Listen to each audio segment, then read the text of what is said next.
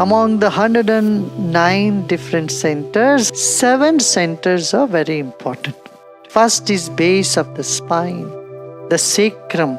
That's where the energy starts in your body. If you talk to an osteopath, chiropractic, they'll all say sacrum, very important. The craniosacral fluids. The cranium is your brain, and then the brain fluid flows all along the spine and to the sacrum. So sacrum is the first point. And then the second center is behind the genital. The third center is in the navel region near the solar plexus.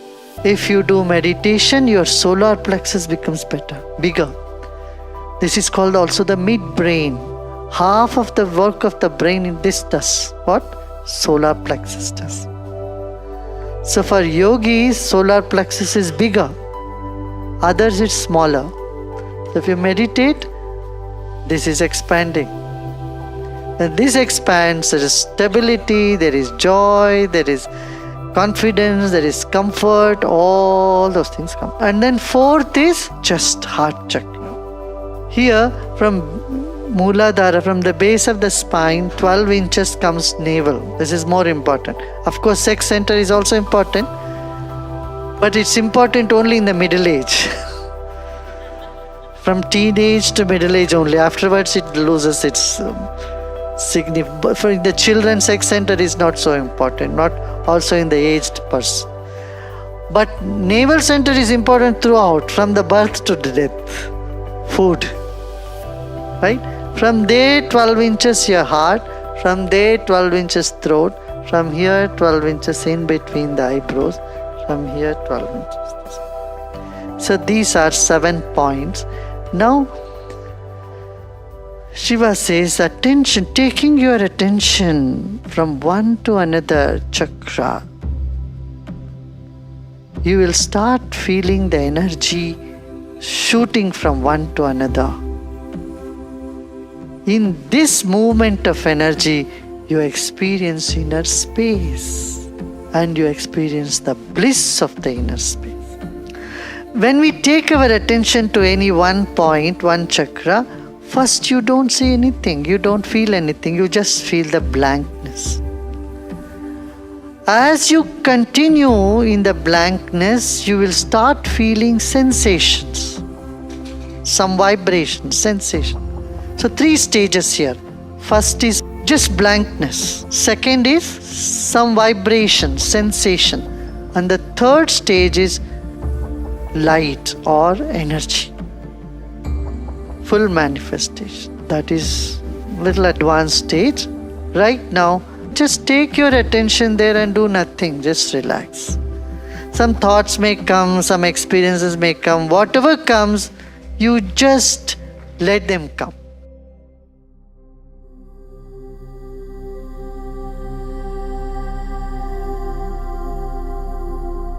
Shiva says, you have 109 chakras in you, 108 in the body, 1 above the body. Our subtle body ends at the 12th inch. Our body is like the wick of a candle, and the glow is all around. See, 20 years back or 50, 25 years back, if we had spoken about biometrics, people would say it's a nonsense. Today you know about biometrics, right? Only your thumb can open your iPad. Only your touch can open your cell phone, right? That means each one of you have unique energy, unique stream of energy. And our mind is nothing but energy. Our mind is all around us. When the mind shrinks, that is when we feel sad, depressed, unhappy. What is the sensation that is associated with happiness? When you see someone very close to you, what happens to you? Something expands, right? And you are blamed, you are insulted, what happens to you? Something in you shrinks. What is this something in you that shrinks, that expands? That is your consciousness. That is worth knowing. You know why people commit suicide? Because the subtle body, the mind is shrinking. They don't know how to expand it.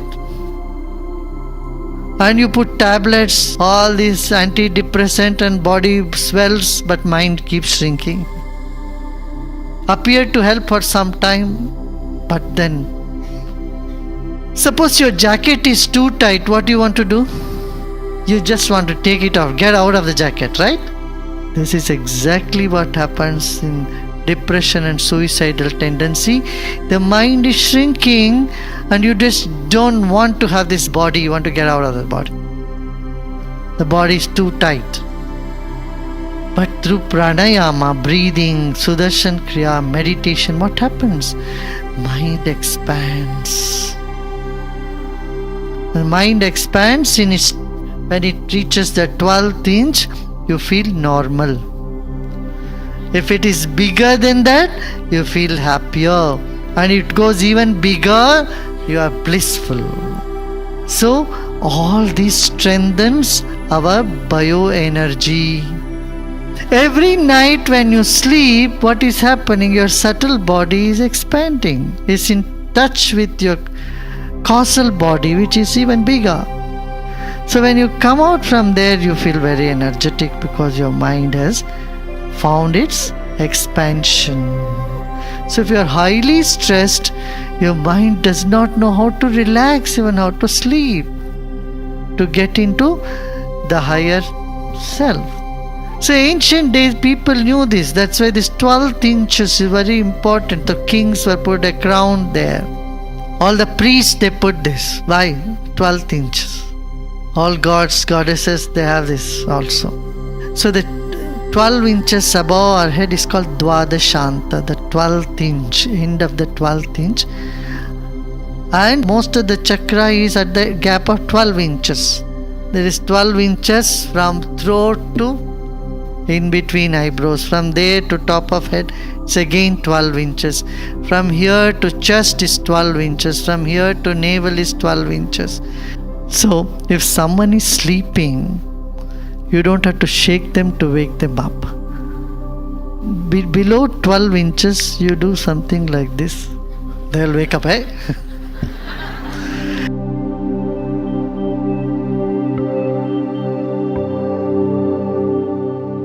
Wind, string or percussion, any of this instrument, when you pay attention to it fully, at the end of it, the mind dissolves. But we don't know how to listen to music, I tell you. We keep playing, somebody is playing the music, we keep talking. We are not listening to music like in a meditative space. We are not listening to music to create a space within it.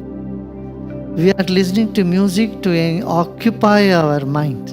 And music without words would be even better.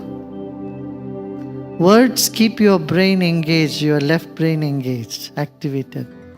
But string instrument or flute instrument, in a very meditative, even piano would do for that matter. Listen to it for a few minutes and then shut it down.